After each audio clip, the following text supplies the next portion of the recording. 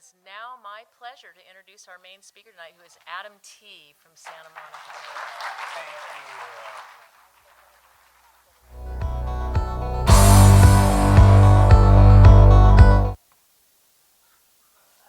Adam, alcoholic. Want to thank the group. Thank you, Bruce, for inviting me. It's an honor and a privilege to be asked to participate in Alcoholics Anonymous. Ultimately, it's a responsibility to give back what was so freely given to me. Welcome to people that are new. Congratulations to all the birthdays. If you're trying AA again, if you don't want to be here tonight, if you don't think, this will work for you, I'm sorry it's come to this. I didn't get to AA because I had a bad weekend. I had a couple of bad decades. And for me, like a lot of us, this becomes a matter of life and death. It's interesting because there's about 5 people here that I sat with, including Bruce, for 15 years in our home group. And our home group is a lot like this. And, I stood up in that group for 17 years. It was horrible. I had so many chips and key tags. We know the drill, right? Could have played poker with them. I remember one secretary saying, "Give him back."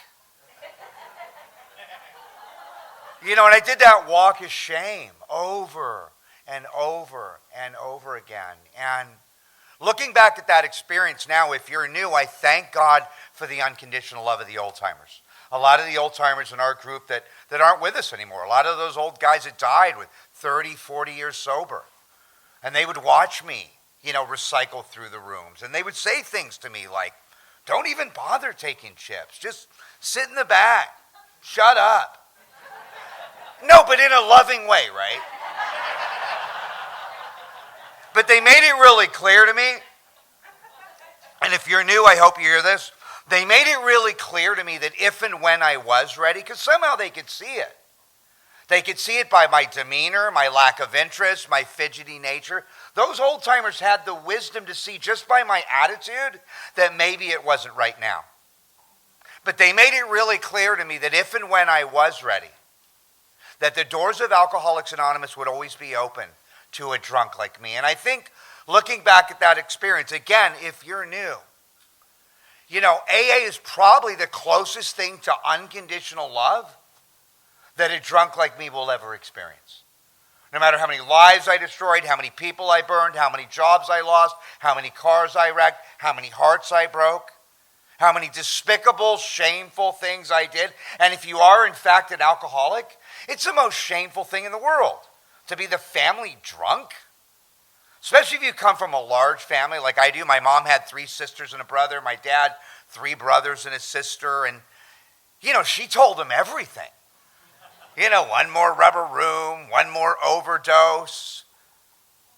Happy birthday, Dad, I'm in jail. Does anybody here relate to being paid to not come home on the holidays? It was horrible, horrible. There's whole groups of my family that will never ever talk to me again in this lifetime. And I'm 25 and a half years sober. And if you think all your amends are going to go seamlessly, it was brutal. And it's funny because, I was an only child. I was a straight A student. I was the top of all my classes. Mommy and Daddy loved me. They were together almost 50 years.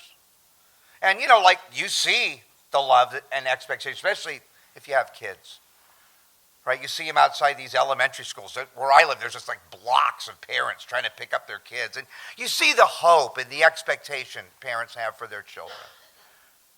And to watch my mother and father, looking back now through the lens of Al-Anon, being able to see the impact of alcoholism from a completely different perspective, not a selfish perspective. And to be able to see, how I destroyed them. To the place where eventually my mom had sold the family property. She moved, and she didn't leave a forwarding address when I was in an institution.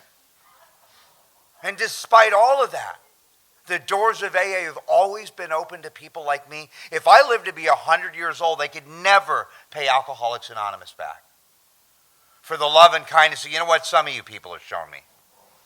Not all. If you like everybody in AA, you know what it means? It means you're probably not going to enough meetings. My sponsor, it's so funny. He says to me, Adam, you don't really have to like anyone in particular around here, but if you go through these 12 traditions, you'll start to, and you will learn over time to love people here you don't even like. Some of the most difficult people on this planet. Right? And eventually what happened to me, and I know we never see this anymore, but eventually I started coming to meetings drunk. Like one of our cake takers. And it's funny because we don't see a lot of drunk people in AA anymore, right? I mean, I don't want to bash the therapeutic community. I saw the druggy buggy out there. But we don't get a lot of wet alcoholics in AA. You know, treatment would kind of swoop me up in my most desperate moments, you know, throw me into yoga class. Right? Craft hour. I mean, I'm making belt buckles and bongs. Right? Nature walks, please. I'm walking to 7-Eleven, getting a big gulp cup, filling it up with liquor, putting a little Coke on top, walking into the late night Hollywood candlelight meeting, doing some of my best sharing. Then I started going through institutions, and it's funny because if you're new, we have a chapter in the big book, the chapter to wives. Anybody read the chapter to wives? I never read it. I never had a wife. Not of my very own, right? That's for the Al-Anons. But it's interesting. No, seriously, if you read the chapter to wives, it talks about 4 types. It really shows you the progression: magic, medicine, misery, right? Fun with problems, just problems. But if you read that chapter, there's 4 types and they're enumerated. And you look at that 4th type of alcoholic in the chapter to wives. And it talks about this type of alcoholic that typically drinks on his way home from the hospital. Sound familiar? The type of alcoholic that's been placed in one institution after another. And in the 17 years that I recycled through institutions, in one of the largest groups of Alcoholics Anonymous in the world, I still became that 4th type. By the time I finally got sober in Alcoholics Anonymous, and I'm not bragging, I'd gone through residential treatment for alcoholism 28 times. Not 28 days like the movie. This isn't Hollywood. 28 consecutive times, and I'm wearing that like some kind of badge of honor. I'm thinking that's what makes me an alcoholic. It's become my identity. And I remember telling my late sponsor I went through treatment 28 times. I was hoping that would like get rid of the guy, you know, loser, right? Go find someone that's willing. It's like I didn't want to ruin his batting average. And he looks at me, he's laughing, he's looking at me, and he says to me, Adam, going through treatment 28 times, that doesn't make you an alcoholic. And I thought, you're kidding. He says, oh no, that just means you paid $500,000 for a big book. And I didn't think that was funny. And I'm not going to start citing and quoting pages tonight out of the big book. But page 101 of the big book says any scheme that attempts to shield the alcoholic from temptation is doomed to failure. See, treatment was a great place to fatten me up for another run. Treatment has its rightful place in recovery. Even Bill Wilson had gone through treatment. Right? If you ever wonder what all the treatment centers and religions do have in common, it's obvious. They all send their drunks to us. Some people don't go through treatment. It's not a prerequisite for AA. We're not affiliated with treatment. Silkworth says we favor hospitalization for the alcoholic that's befogged or jittery. But if you're like me, my experience showed me that treatment never solved the problem. And as an alcoholic, like a lot of us, I always thought the problem was alcohol. I thought it was liquor. And I remember someone in AA saying to me, Adam, if alcohol's your problem, that drink, that shot glass, that 12-pack, that little glass of Chardonnay, if that's your problem, you're probably not an alcoholic. And then in the very next breath, he says to me, and if you are in fact an alcoholic, the type that's described in the doctor's opinion in the big book of Alcoholics Anonymous, your problem isn't alcohol. And I'm like, what? It took me another decade to understand what he was trying to tell me. It was almost like some kind of cruel riddle. I drank over that for years. You know, but we have a term here called serendipity. We don't use that word very much, but what happened to me? What happened to me? is I got around a group of big book enthusiasts. People in Alcoholics Anonymous that took the statements in the big book, turned them into questions, directed the questions at me. Very simple ideas like, was I incapable of being honest with myself? Did I in fact drink because I liked the effect produced by alcohol? Duh, that's a no-brainer, right? How about this? Was I restless, irritable, and discontent by nature? Was that my natural state before my lips ever touched alcohol? Very powerful question. Was my greatest obsession that somehow, someday, I would control and enjoy my drinking at the same time? And the last piece, the proof. Did I pursue that illusion to the gates of insanity and death? And what happened to me when I went through those ideas was for the first time I saw the truth. And the most obvious truth, what we call the external unmanageability, was crystal clear to me. From the time I was in middle school, I was already pissing in my pants. I was already drooling on my desk. I was already passed out under the bleachers. I overshot the mark from the first time I drank. My nickname in 8th grade was Space Cadet. I couldn't find homeroom. No, really, people are picking high schools. I was already picking rehabs. But if you're new tonight, alcoholism comes in people. It doesn't come in bottles or 6-packs or 12-packs or kegs or shot glasses or little glasses of wine. Alcoholism comes in people. And the greater aspect of this spiritual illness, as Bill Wilson describes it, centering in my mind, if going through those considerations in the big book shows me anything at all, it shows me that an alcoholic of my type, an alcoholic of this type, cannot really live without alcohol, not successfully, not happily. And part of what it really seems to mean for me to be an alcoholic, if I look at my relationship with alcohol, is that I seem to have this mind that will consistently take me back to that first drink. Every time I get released from an emergency room, a hospital, a fancy Malibu treatment center, right? Men's Central Jail, 5743, roll it up. It's amazing to me. I'm sitting in county jail in my cell, casually reading a novel, not a cloud on the horizon. And I've been to your jail too. And I hear that number, 5743, roll it up, and suddenly I have this visceral compulsion to drink that is so powerful in me that I can't even stop at the release module for my property. It's almost like Pavlov's dog. As soon as I make that decision, I have this compulsion in me that is so powerful. And I come to AA, and I know people mean well. And they say things to me like, well, don't drink no matter what. And I'm like, I'm literate. I read the literature. What happened to the top of page 24 where it says, quote, every alcoholic passes through the state where even the strongest desire is of absolutely no avail. It says my willpower will become virtually non-existent. And again, not to be divisive, but when I hear a statement like that, and Bill Wilson talks about a world of ignorance and misunderstanding surrounding alcoholism. When I hear that statement, for me there's a translation. Go to meetings no matter what. Work steps no matter what. Maintain commitments no matter what. Be of service no matter what. Develop this discipline of steps 10, 11, and 12 no matter what. And for the first time in my life, this person we talk about that seemed absolutely doomed is easily able to control his desire for alcohol. What a powerful thing that is. And it never occurred to me for years.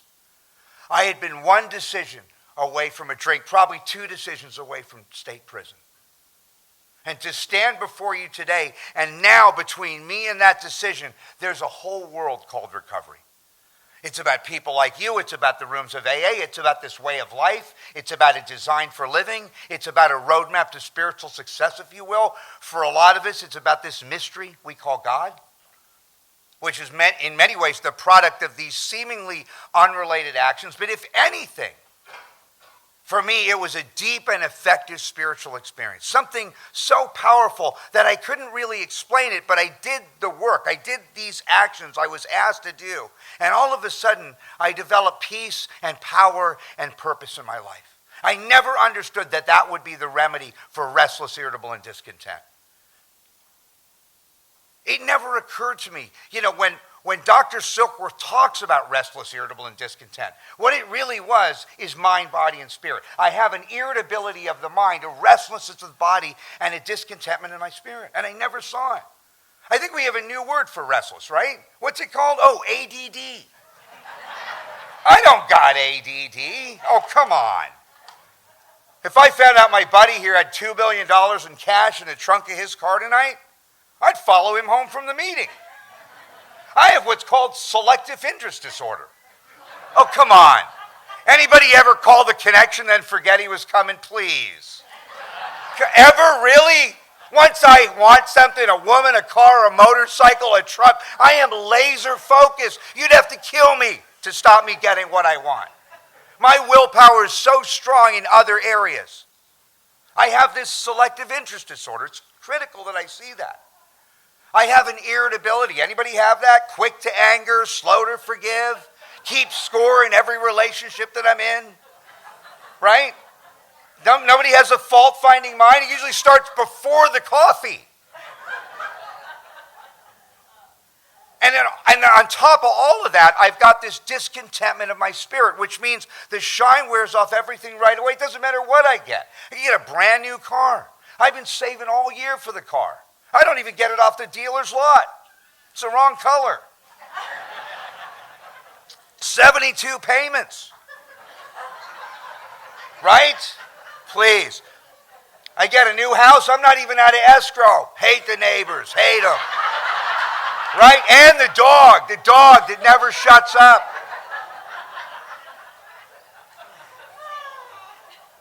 I get a new job. I'm making more money I've ever made in my life. I'm sitting there doing the math.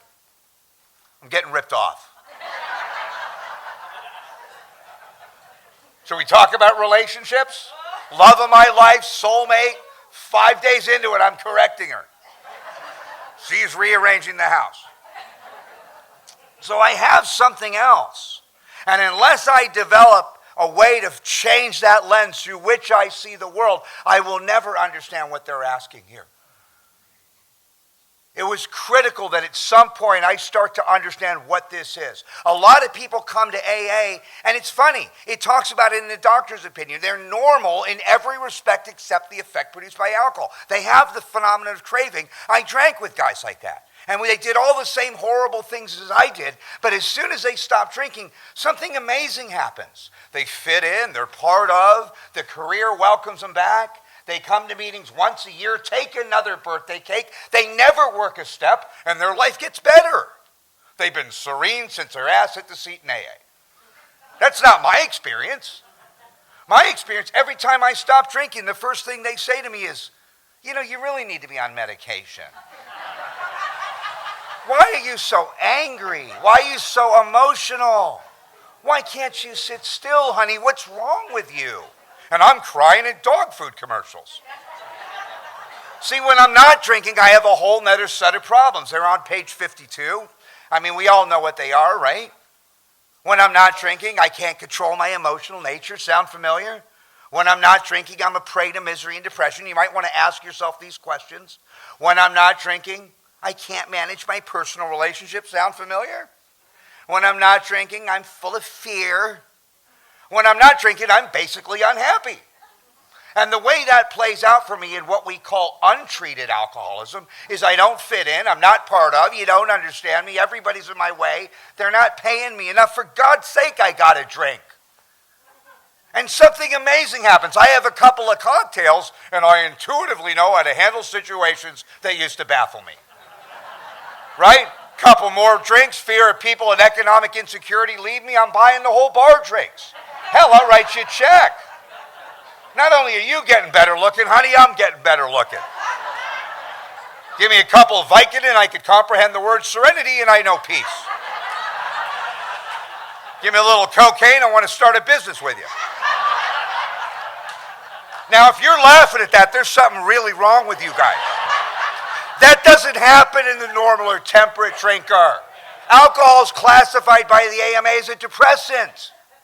9 out of 10 people, they have a couple drinks and they say stuff like, whoa, I got to slow down. I'm feeling it.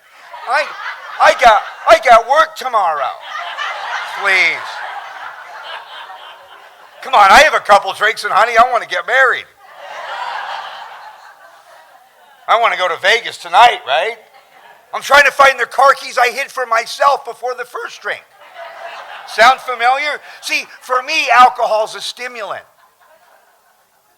Alcohol does so much for me, I don't care what it's doing to me. And that's what the Al-Anons can't figure out about us. They can't figure out why we drink. We can't figure out why you don't. And I had thought for years, because I drink, therefore my life's unmanageable. And you know what? That's a half-truth. That's a half-truth. That's like looking at the tip of an iceberg and seeing the ruined marriage, broken home, financial destitution, the failing health, and thinking that's a problem. In fact, not to bash treatment, but that's what treatment tells me the problem is. That's why I'm sitting in another fancy treatment center in my nightgown learning about my triggers. And I'm like, excuse me, counselor, waking up's a trigger for me. I'm awake. And the counselor's like, sir, will you please button up your nightgown and go back to your dorm? They don't know how to deal with me. And what I didn't understand, if you're new about Alcoholics Anonymous, is Alcoholics Anonymous is suggesting that for us, for me, the trigger's actually on the inside. You ever notice when an alcoholic's not having a good day? It's when I'm not getting my way. Oh, come on, we're all like 5-year-old kids here with old people's faces. Oh, you don't believe it? Cross one of us. I'll resent you for decades. And your grandkids. It's horrible, but it's true. You know, and not to be a scholar, but resentment in Latin means to refeel. It means I've taken an event from the past, consciously or subconsciously, I've attached an emotion to that feeling, and then I refeel it, I recreate it, I replay it, I re-engage in it. My life becomes like spiritual Groundhog Day. And unless I can get free of that, unless I can detach from that, wherever there's hysterics, there's historics. Wherever I have an emotional response, I have history. I can't see the picture if I'm sitting inside the frame. I had to come outside that frame. That is the magic of the process of inventory. My sponsor said, Adam, you can write an autobiography for a 4-step. There's only one problem with that. You already know your story. But what happened to me is I was to subject these events from my past to a set of questions. And from that, for the first time in my life, I started to get free. So part of what it really means, if you're like me, to be an alcoholic, is I seem to have this mind that will continue to take me back to alcohol. It's almost like my default program, and yes, I do live in Santa Monica. Now, Santa Monica has a new name, by the way. It's called Silicon Beach. And the reason we call it that is because all you guys that moved out, a bunch of tech people moved in. We've got like 250 tech companies. And the reason I talk about that is because we've got all these really amazing, like brilliant scientists coming into our meetings. You know, they speak in Java and Python. They program computers, hardware, software. There's only one problem. They're alcoholic. Now, here's some math. Potential plus alcoholism equals 0. Kind of like the quadratic formula, right? So a lot of these guys I've had the privilege of sponsoring. A lot of them are my intellectual superior. And we talk about the language that Bill Wilson uses in 1939 and how really advanced it was. Because, see, we use the word program all the time now. It's very common. It wasn't common in 1939. But just as a corollary, one of the definitions of the word program, if you look it up in the dictionary, is very simple. It's a sequential set of instructions, right? With a purpose, designed to do what? To bring about a change, exactly. Now listen to the parallel language. What do you do when you get a corrupt file on a computer? Well, it's obvious. You install a recovery disk. And the function of that disk is to restore that program to an earlier point in the process. Second step, the original self. The self that's not driven by fear, resentment, selfishness, not driven by that delusion. See, it never occurred to me, for some of us, steps 10 and 11 become like a viral scan. That if I follow these very simple instructions, what happens when I get to 10? And again, not everyone has to do this. But what happened to me when I did these really deliberate actions is when I got to 10, I became mindful. I became accountable. I became transparent. For the first time in my life, I was able to see where I painted the red flags green. I was able to navigate around the drama. I was able to match calamity with serenity. For the first time in my life, I was able to achieve and develop some kind of spiritual fitness. See, it never occurred to me when Wilson talks about principles before personalities. It was our founder's future hope that these instructions, these guidelines would have more impact. And I hate to say the untethered opinions in the rooms because I love the fellowship. But you hear a lot of stuff in the rooms that has nothing to do with AA. And I love the fellowship, right? I love the enthusiasm. I love the parties, going to Denny's, the birthdays. But there's a warning in the book, and it says the fellowship is but one element in the powerful cement that binds us. And it said it would have never held us together as we're now joined, right? See, for me, the fellowship gives me inspiration. It gives me enthusiasm. It gives me encouragement, hope, brotherly love. Some people actually find relationships and employment here. But if you unleash a character like me into a large group of people like this without guiding principles, you know what happens? My character defects thrive. I actually get sicker in the fellowship of Alcoholics Anonymous. And what that looks like if you're new, for me, and it's almost unconscious that I start to become more separate, more different, and more alone. And what that means if you're new is separated from God. It means different than every single person here. I think we call that terminal uniqueness. We've all heard that, right? And alone. You know that loneliness, that ache in the heart of every one of us that's happening right now. In fact, the bigger the crowd, the more alone I am. My own birthday, my own wedding. That loneliness at the core of my spirit when I have to go home tonight. And I know I'm going to be alone. If you have that like I do, when I hit that pillow at night, what that is my inability to connect. And you put a couple of drinks in me, I'm calling people from 5th grade saying, I love you. God, I go right into amends. Put a couple of drinks in me, and all of a sudden I'm at one with the universe. I'm standing on the roof of my building howling at the moon. Couple more drinks, I'm okay with me. Get me good and drunk. I lose interest in selfish things and suddenly gain interest in my fellows. I'm drunk dialing at 3 a.m. See, alcohol for me produces the illusion that my life is manageable. And my experience is that unless I can develop that sense of comfort and ease that I have always sought from alcohol through this spiritual process, a drunk like me will never stay here. And you hear it in a vision for you, right? Abandon yourself to God as we understand God, right? 1 through 3. Admit your faults to him and your fellows. 4 through 7.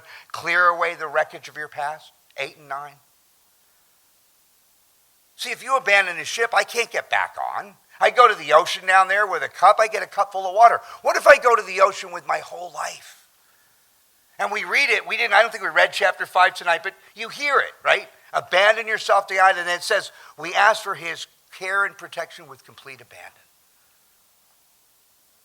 And right next to being separate, different, alone, for me, there's 3 simple pillars of recovery. The first is to be protected by some kind of God. The second, to be accepted by self.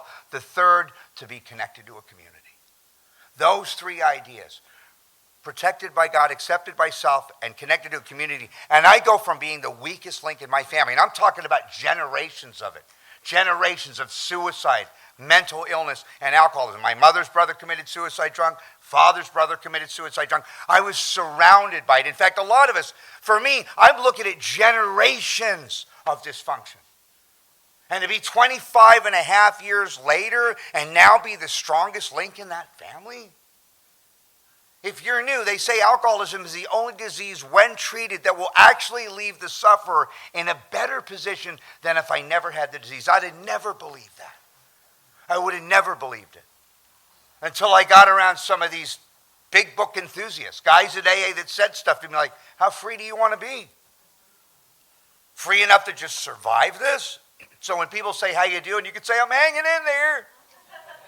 My sponsor goes, I'll buy you a drink just to put you out of your misery. Or he said, do you want to be free enough to chase your dreams? Free enough to have relationships that work? Free enough to be able to, again, navigate around the drama? To be able to stay in some kind of spiritual fitness. And what happened is I became teachable. For the first time in my life, I became willing to take actions in Alcoholics Anonymous that I didn't believe in. And I look back now, it's 17 years of failure, even again in one of the largest groups in the world, and I see my defiance towards spiritual principles. And what that looks like, we all know the original manuscript used to say, rarely have we seen a person fail that's thoroughly followed our directions. Now, if you're like me, I don't like directions. Ask my girlfriend, right? I will argue with anybody about anything at any time. You tell me it's black, I'll tell you it's white. You tell me it's big, I'll tell you it's small. You tell me to go left, I'll go right with an attitude. And then I'll blame you for eternity, right? That's why we say denial's an acronym. It stands for don't even notice I am lying. Think about it. You tell an alcoholic, you can't tell them much. You don't believe it? Try sponsoring somebody. And what that means is you can lead me into the gates of hell, but you can't push me into heaven.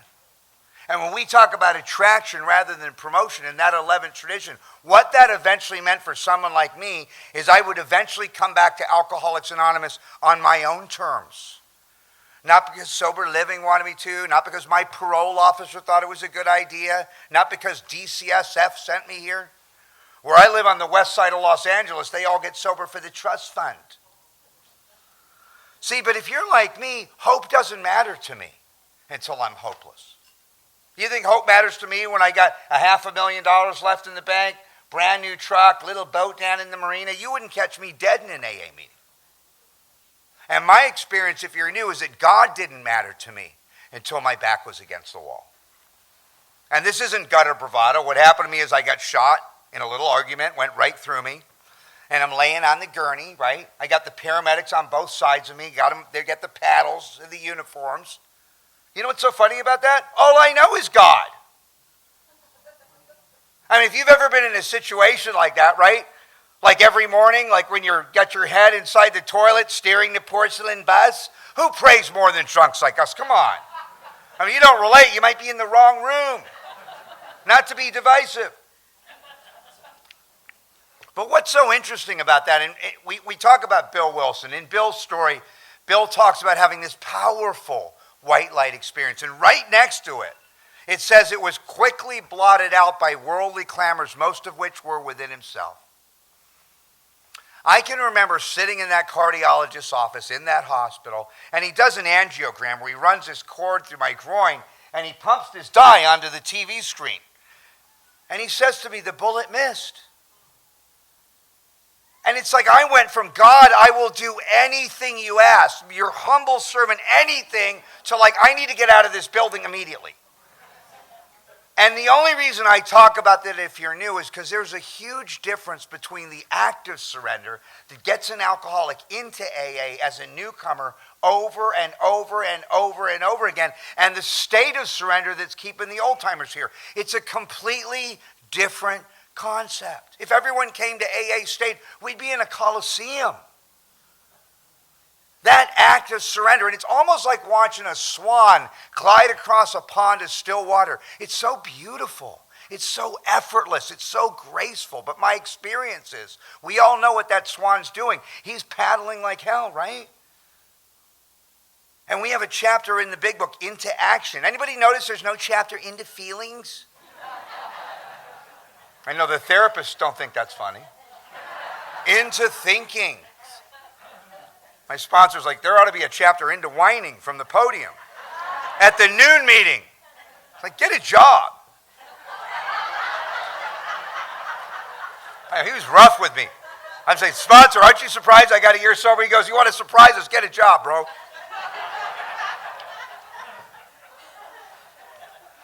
So he took the triangle, recovery, unity, and service, and said to me, this really translates into 3 actions: contribute, belong, and learn. And there's a therapy out there. We all know cognitive behavioral therapy. It's expensive, right? If you're new, it's $1 here.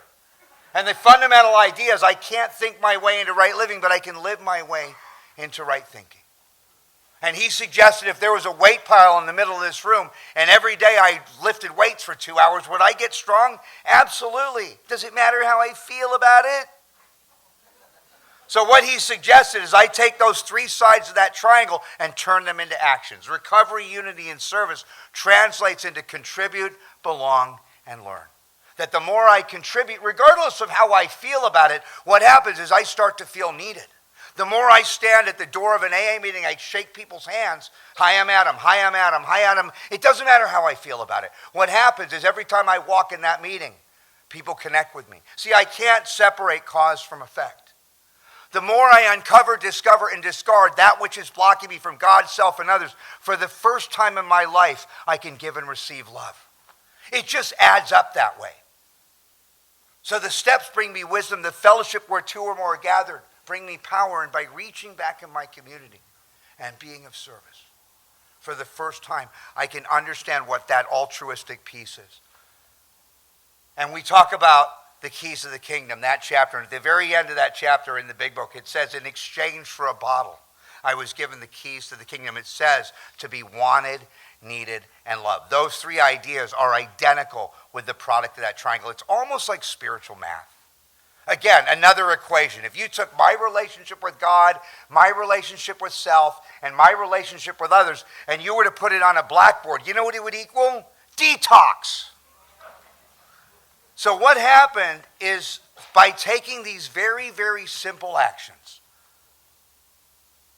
for the first time in my life, I got to a place where I was able to be really in a place of peace, power, and purpose. And if you're new, thank God we don't look like our stories. Because what happened to me, right, is I got to one more treatment center, 120 pounds, stunk like urine, missing a couple teeth.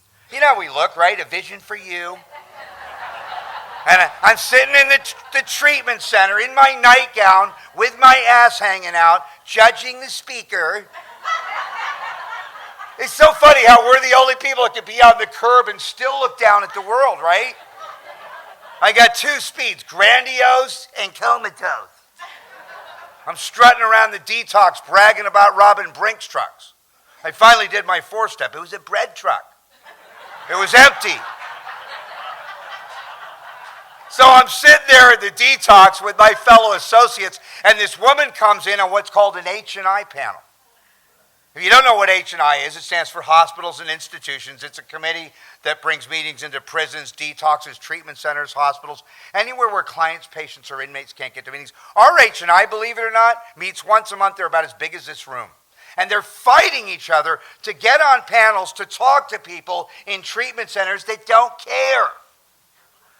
But I think H&I probably has one of the lowest relapse rates in all of recovery. So this woman's on this panel. We're in the audience. She does her talk. And at the end of her talk, she looks us all up and down and she says, if I could give you all the gift of recovery, I wouldn't do it. And I'm like, what? I looked at her. I looked at my friend and I said, what a bitch. And then she said something that would later change my life. She said, the reason I wouldn't give you the gift of recovery is because I wouldn't rob you of the journey.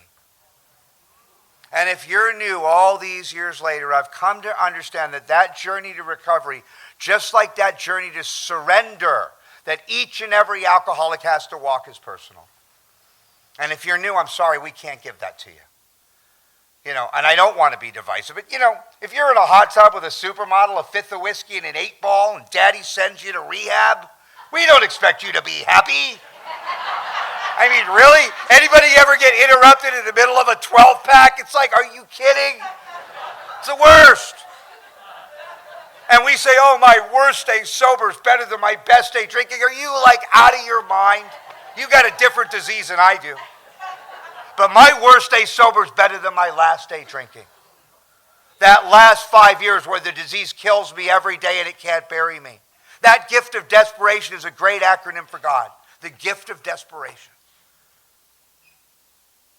But we talk about desperation. My friend said, Adam, desperation and hopelessness are not the same thing. You know what fixes desperation? $1,000. A promotion. That's why we say there's only one thing worse than bad luck for an alcoholic. It's good luck. And I never understood that. Those things that stand between me and that surrender. Wealth, health, youth, and brains. You can write a chapter on all four of those. That gift of desperation. And what happened to me is eventually I got to a place where my head couldn't get enough and my body couldn't take any more. Anybody seen that kind of drinking? Skid Row's full of people like that. When my head can't get enough and my body can't take any more, God means something totally different to me. It means grow or die. Then it's not a choice, right? Faced with alcoholic destruction or to live on a spiritual basis, not easy alternatives. Do a survey. Costco, you got jails, institutions, and death. Happy, joyous, and free. It's a no-brainer. You step over to my cell in Men's Central Jail, you ask me that question, I'm thinking, how bad an alcoholic death? Can I talk to my counselor, my parole officer, my therapist, my MFT, and my counselor and get back to you on Monday? And I will justify, minimize, and rationalize my right to drink. The first half of step one, me defending my right to drink. The rest of the program, me defending my right to play God. And I never saw it. I couldn't see it. God can't use a man until he comes to the end of himself. I heard that, but I didn't understand it. The bottom's the same for all of us. From Yale to jail, Park Avenue to Park Bench. What the true bottom for me was, is when I asked for help, but more importantly, when I was actually willing to receive it. Do you know how many people come here looking for help? Put it real simple. I throw you a life raft. I look at the life raft and I say, I was looking for a blue one. I don't like the way you threw it, bro. How do you work with someone like that? You know, we talk about AA having no evidence-based results. Go to a world convention. Check out 85,000 of us coming to one random city every 5 years. They do the out-of-towners. It's like the United Nations. It takes 2.5 hours. Every continent, every city, every country. And for every one of those people that have made that kind of effort, you'll see a brother, a sister, a mother, a father, a beautiful daughter. You'll see a world of people acknowledged that will tell you that AA is the most powerful thing in their loved ones' lives. The Big Book still remains the top 88 books in the United States Library of Congress. It's affected the lives of somewhere between 30 to 40 million people worldwide. You know why I don't think it's going to work for me? Because it wasn't my idea.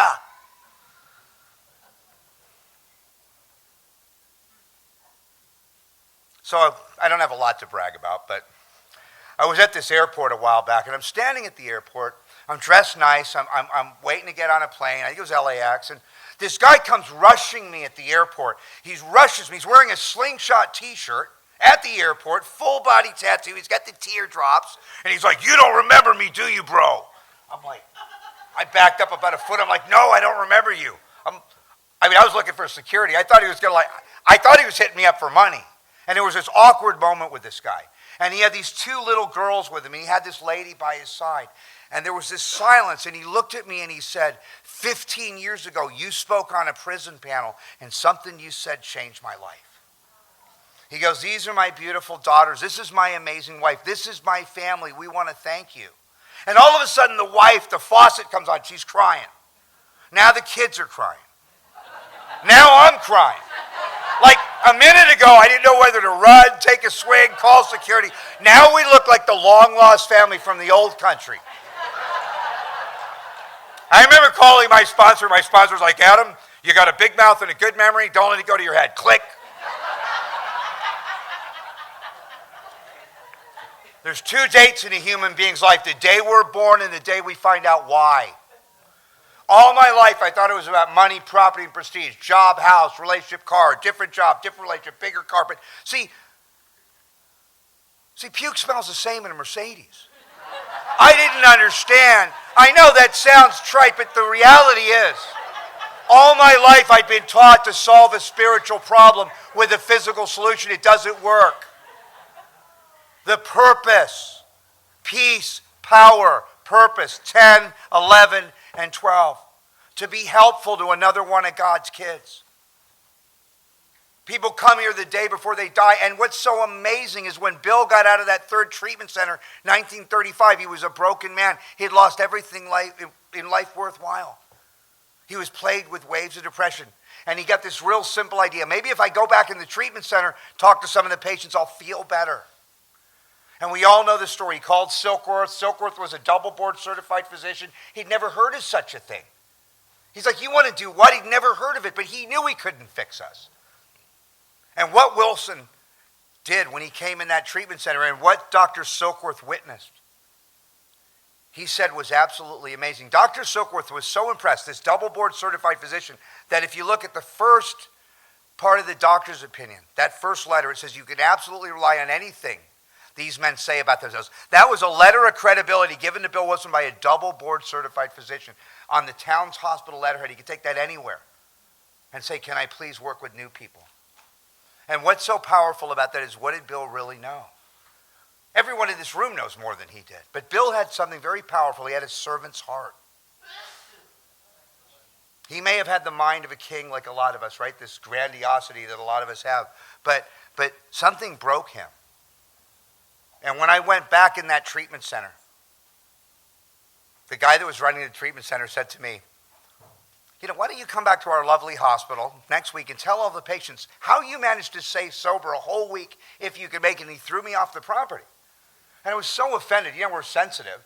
That for the next 8.5 years, I sat in 2 hours of bumper-to-bumper traffic from South LA County to the West Valley to tell a bunch of strangers at a detox that didn't care how I stayed sober another week. And guess what? I was tricked into service. The exact same thing that happened. Thank you, Bruce. Thank you for driving me up here. If you're new, stay with us.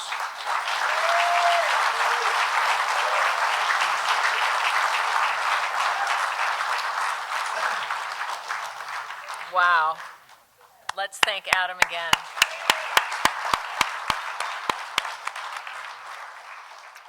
And I want to thank John for asking me to